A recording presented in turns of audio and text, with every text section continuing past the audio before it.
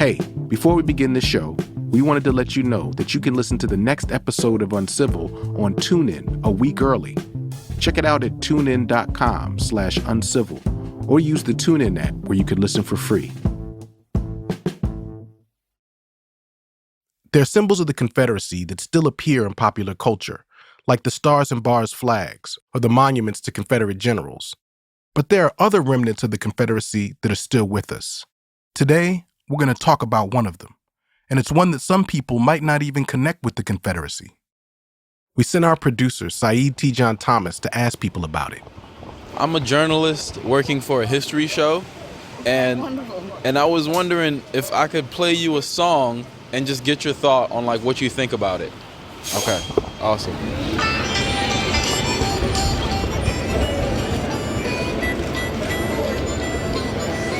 Officially, this song is called I Wish I Was in Dixie's Land, and during the Civil War, it became the unofficial anthem of the Confederacy.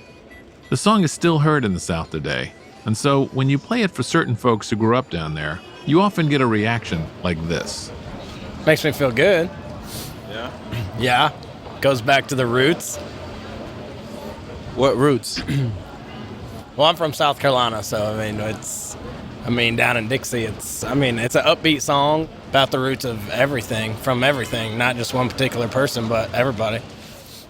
But of course, because of the song's tie to the Confederacy, it also provokes another, very different kind of response.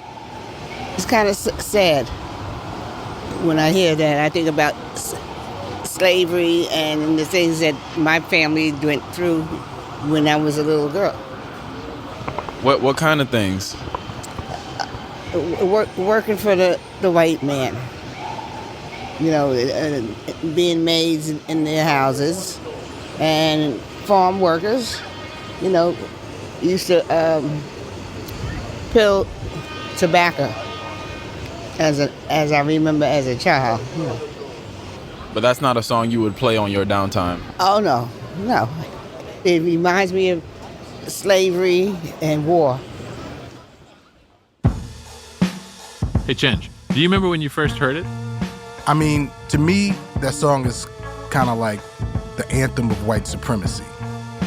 I know it was a popular song for the Confederacy.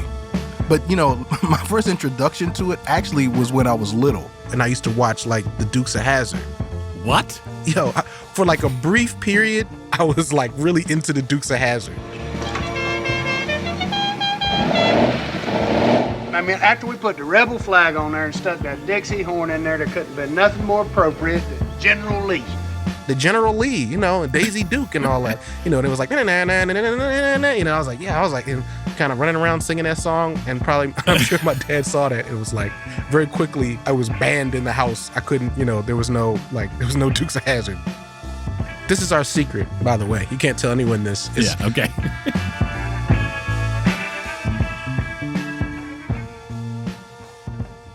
So, growing up in Charleston, South Carolina, to me, like, the song was it was everywhere. It was in the ether. Like, if you're walking down the street, you might pass a wedding, you'd hear the song. Or if somebody scored a touchdown at a football game, hell, you'd actually hear people whistling it. In real life, people actually would whistle Dixie. Yeah, that people did, it's a catchy tune. And, the song goes through, like, different periods. And I think when I was growing up, there was this sense that it had been kind of cleansed of its evil past.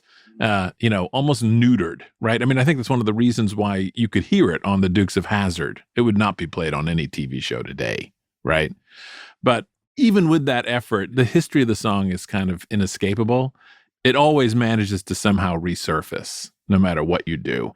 It's not for nothing that this song was the musical score to the pro-Klan epic Birth of a Nation a century ago. And only a few months ago was the name of that white nationalist gathering in Charlottesville, the Dixie Freedom Rally.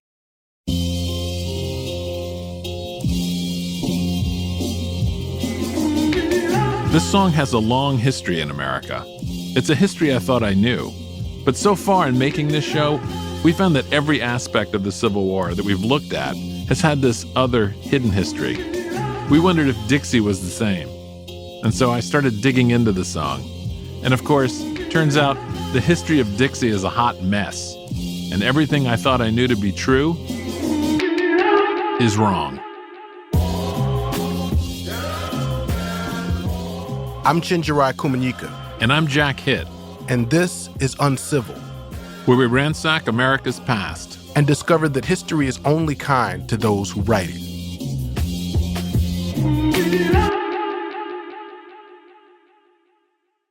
So all my life, I have known 3 basic facts about Dixie.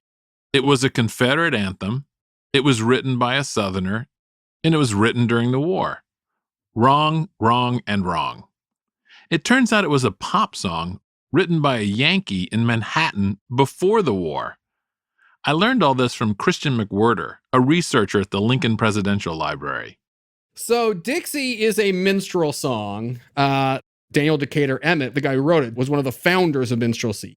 Minstrelsy, of course, being white people painting themselves up in blackface, going up on stage and doing songs built around a caricatured image of African Americans. It's a fundamentally racist style of music. And Emmett, he was the one who came up with the idea of a minstrel troupe, that instead of having one guy in blackface on stage, you'd have a whole bunch of guys, and they would all play different characters.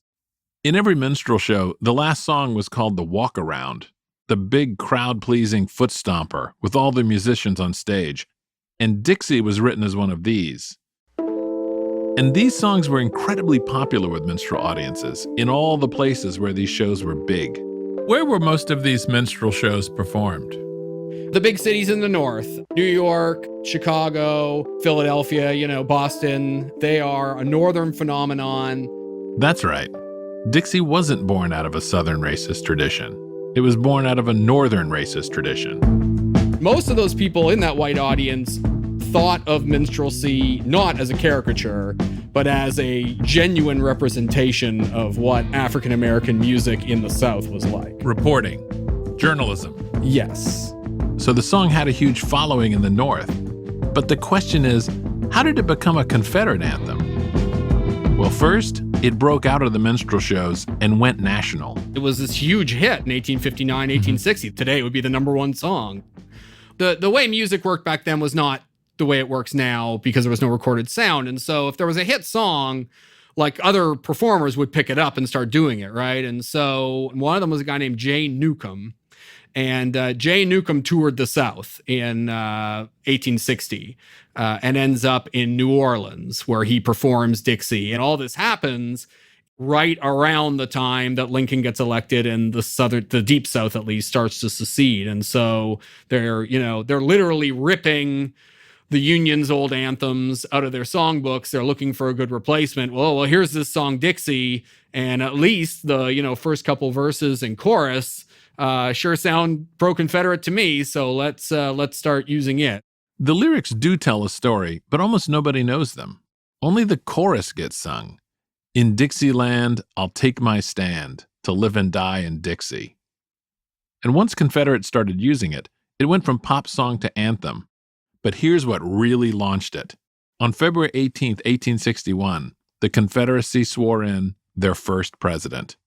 It gets played at Jefferson Davis's inauguration in Montgomery, and that kind of gives it the unofficial, seal of approval, and then it goes from there. So the anthem of the Confederate States of America was a Northern song written in Manhattan by a Yankee. That's a lot to wrap your head around right there. But hold on, because none of that is right either.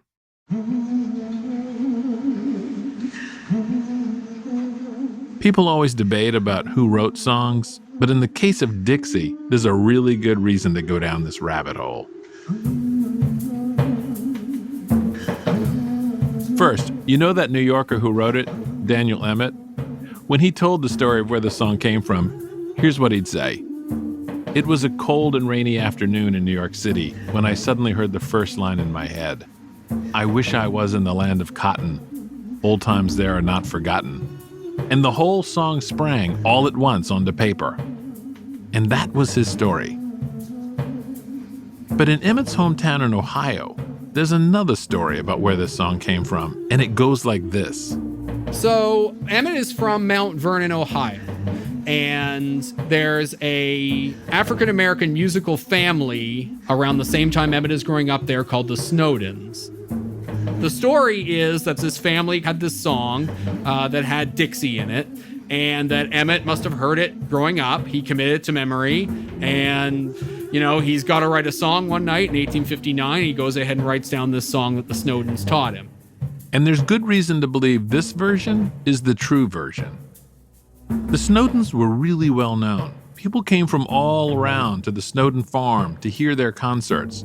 They were basically the Jackson 5 of the mid-19th century Upper Ohio Valley. But besides them being famous, there's another reason Emmett might have heard of them. The Snowdens lived next door to Emmett's grandparents. In Mount Vernon, the fact that Emmett stole this song has long been an open secret. There's this oral tradition there that the Snowden family taught Dixie to Emmett. This is codified in the two graves. Emmett's grave, which the United Daughters of the Confederacy later put this big monument over it saying, the man who wrote Dixie. And then something like a few miles away from that is this grave for the Snowden family, and it says they taught Dixie to Emmett. Taught, it says. The Snowdens may have written it, or other black musicians may have. In those days, especially among African Americans, there wasn't much concern with authorship.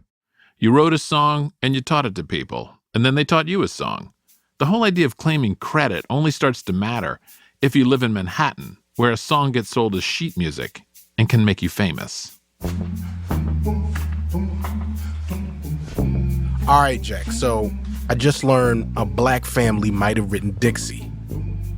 That's a thing. I mean, but usually when I learn that white folks have stolen black culture, I'm glad we're finally getting our credit. And in this case, I'm not sure that I want credit for Dixie, right? I mean, and some of it is I don't know what to do with that, right? I'm not gonna start playing Dixie. I don't know. Maybe I need to hear from somebody else, like another person of color who knows more about the history.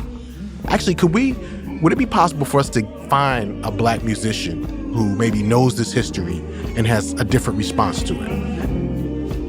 After the break, Chenjerai talks with a black musician who has played Dixie, Justin Robinson.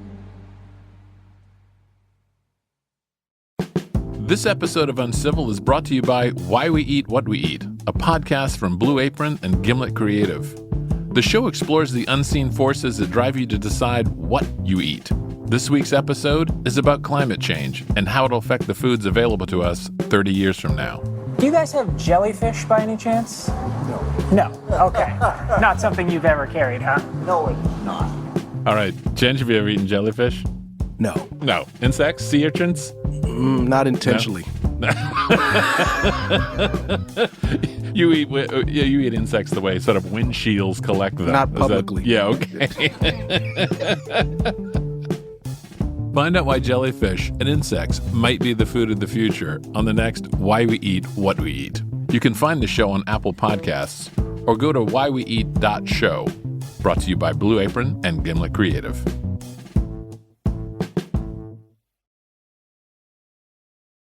So before the break, we learned that Dixie definitely wasn't written by a Confederate Southerner and probably wasn't even written by a white New Yorker. Most likely, it was written by a free black family in Ohio. But even knowing this, when I listen to the song now, I just imagine slaveholders loving the song.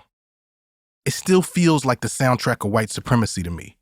And I can't really imagine black folks wanting to sing the song or listen to it. So when I heard there was a black musician out there performing Dixie, I had questions. When it comes to the song Dixie, right? I have a relationship to it where it, for me, is like the sonic version of the Confederate flag, right? There's an uncomfortability inherent with the song, and I'm just wondering if you have any of that. I don't have any from a personal level, but what does it mean for a black person to be playing this song that was probably written by a black person, but in the middle period has been co-opted by white supremacist ideology? That's weird. That's a weird sandwich.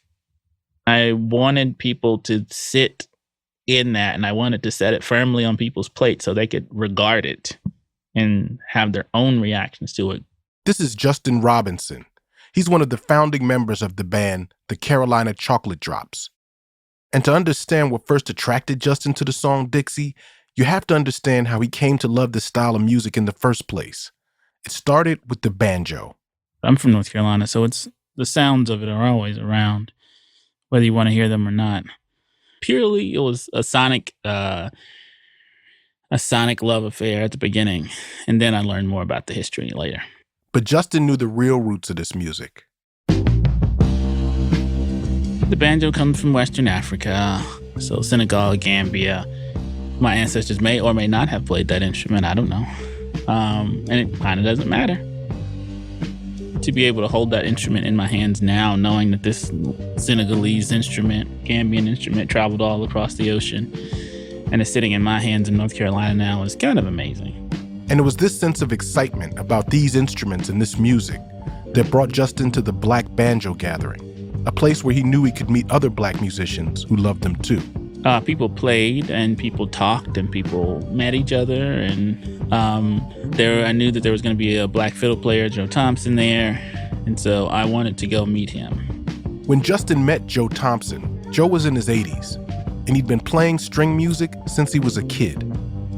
He was sort of one of very few, anyway, who played the music traditionally, who got it from his father, and his father got it from his father, sort of passed down through an oral tradition. Learning the music directly from Joe had a real impact on Justin. He'd always been a fan of this style of music, but playing it with Joe made him want more. Justin started spending every Thursday night with Joe and a couple of other musicians who he met at the banjo gathering. And we were in the country, we were in North Carolina, and we were, in a hot-ass house in April, because he's old. He was old at the time, and you know how old people keep their houses sometimes. It was the three of us. It was me, Dom, and Rhiannon, and sometimes Sule. And his wife would be there. And it was an all-Black space. And that is the context in which it's its genesis. It was these nights in that hot Carolina house that eventually made the Chocolate Drops. They became a band dedicated to playing music in the Black string tradition.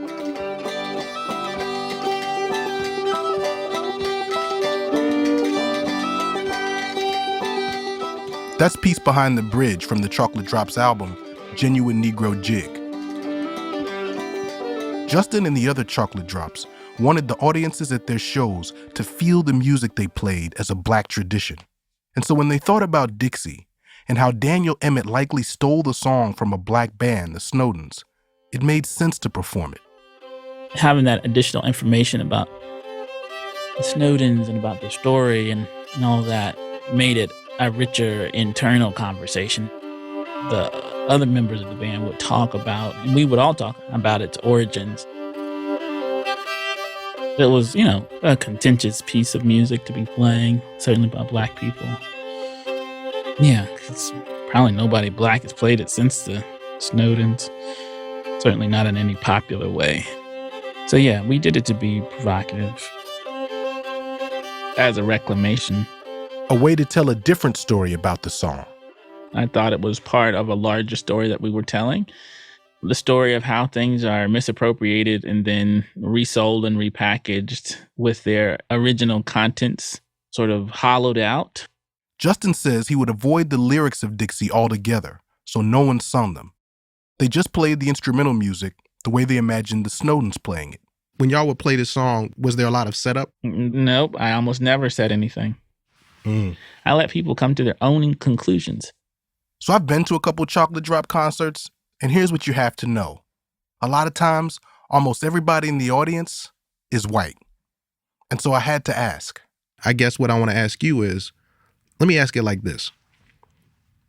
Periodically, for whatever reasons, white folk will invite you into a coon space. And when they do that, it's never like, I'm going to invite you into a coon space. You're going to have to break that down. I've never heard that term used in that particular way. What does that mean? Okay, well, like to me, what I'm talking about is like there folks will invite you into a project that's about performing something for their pleasure.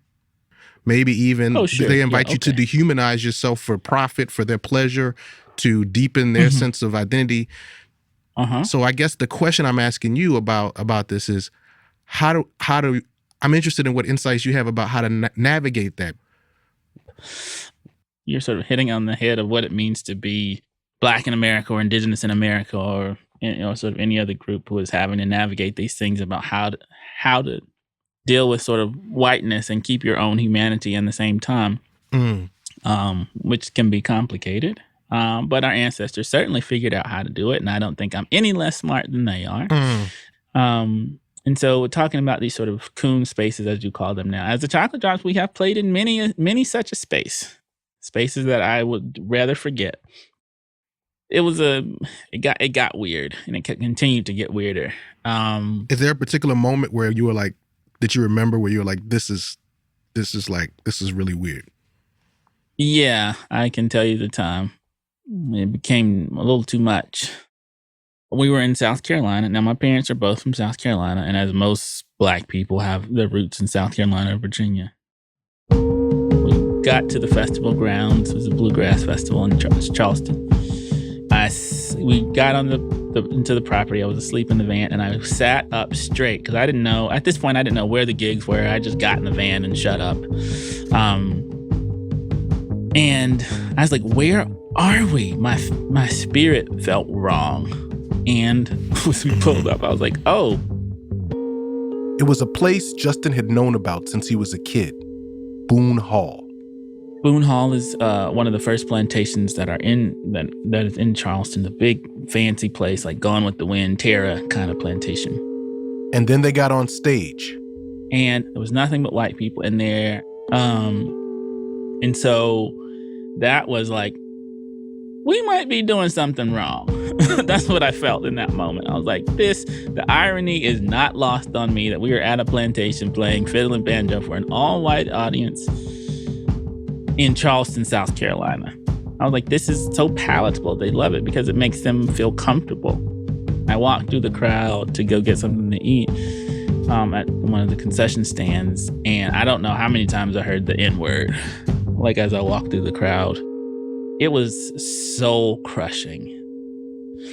This feels like not narrative disruption. This feels like replication. This experience at Boone Hall was one of many, and it all started to affect Justin. And I became resentful of the audiences. And so that started to mess with my own feeling toward the music, which I really couldn't handle. I like the music. I just do. As a human being, Justin Robinson, I like how the music sounds. And so it was the publicness of that was messing with that love.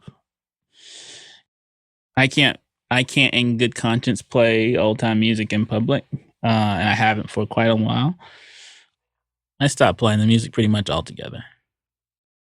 So it's heavy listening to what happened to Justin and just like the effect it had on his relationship to this music that he loved so much. Because Justin created a possibility for me to have a relationship to Dixie, and not just Dixie, but to that kind of music. But then when you see what happened, right, it almost like confirmed a lot of the fears that I had.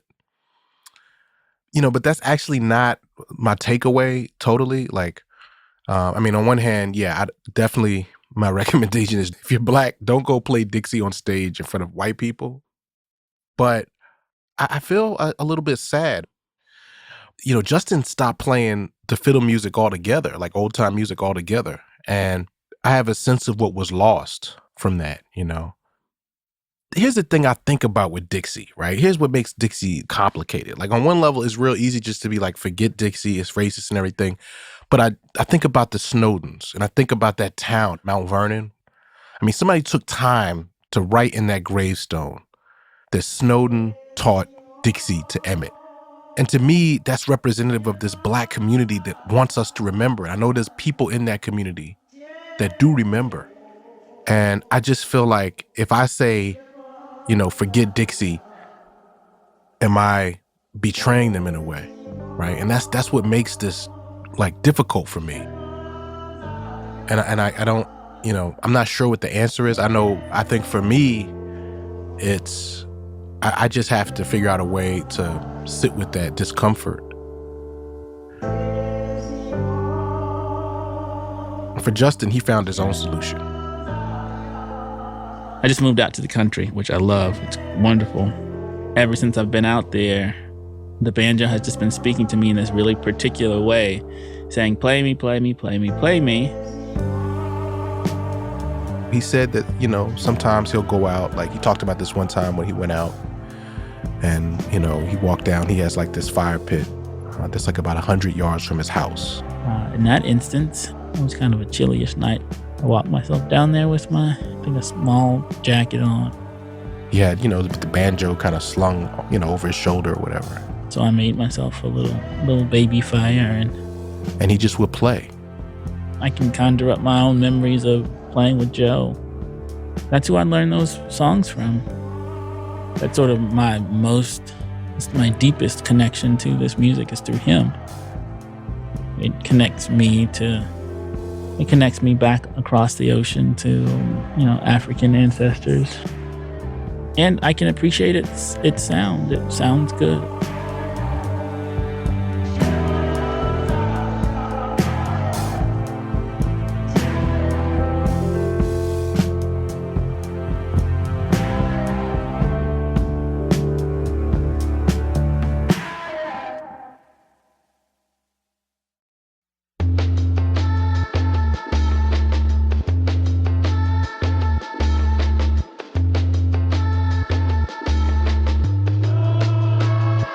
Uncivil is produced by Chris Neary, Chiquita Pascal, and Saeed Tijan Thomas. We had more help from M.R. Daniel. Our senior producer is Kimmy Regler.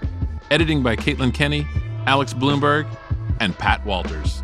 Our show is mixed by Bobby Lord, Haley Shaw, and Emma Munger. The music for Uncivil was composed by Bobby Lord and Matthew Bowl in collaboration with Ann Caldwell and the Magnolia Singers. We'd like to thank everyone in the Lowcountry for a fantastic week of recording. Additional music features J.C. Brooks, Son Little, Rocco Walker, Haley Shaw, and Saeed Tijan Thomas. Our show is fact-checked by Julie Beer. Our secret weapon is Christopher Peak. Special thanks to Randy Snowden. Those were great talks. For more on the Snowden family and the song Dixie, check out the book Way Up North in Dixie by Howard and Judith Sachs. Uncivil is a production of Gimlet Media. Our website is uncivil.show. We're on Twitter and Facebook at Uncivil Show. And don't forget to join our Facebook group, Uncivil Podcast. I'm Jack Hitt. And I'm Chenjerai Kumanyika.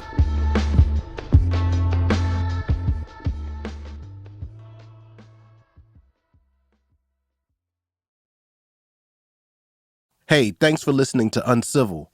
Need something new to listen to? Check out this week's episode of Science Versus. Hi, I'm Wendy Zuckerman, host of Science Versus from Gimlet Media. Science Versus is a podcast that will blow up your firmly held opinions and replace them with science. If you're wondering whether you should start a detox or concerned about the bee-pocalypse, or maybe if you're balding and you're wondering, should you take that little pill? What is going to happen to my penis? This week, balding. Is there anything you can do to reverse a chrome dome? That's Science VS. Get it wherever you get your podcasts. Thanks to our sponsor, Why We Eat What We Eat, a new podcast from Blue Apron and Gimlet Creative. Follow host Kathy Irway as she investigates the unseen forces that shape our eating habits. Subscribe to Why We Eat What We Eat now on Apple Podcasts or wherever you get your podcasts. Hey guys, if you like what you heard on the show today, you can listen to the next episode of Uncivil on TuneIn a week early. Check it out at tunein.com/uncivil or use the TuneIn app where you can listen for free.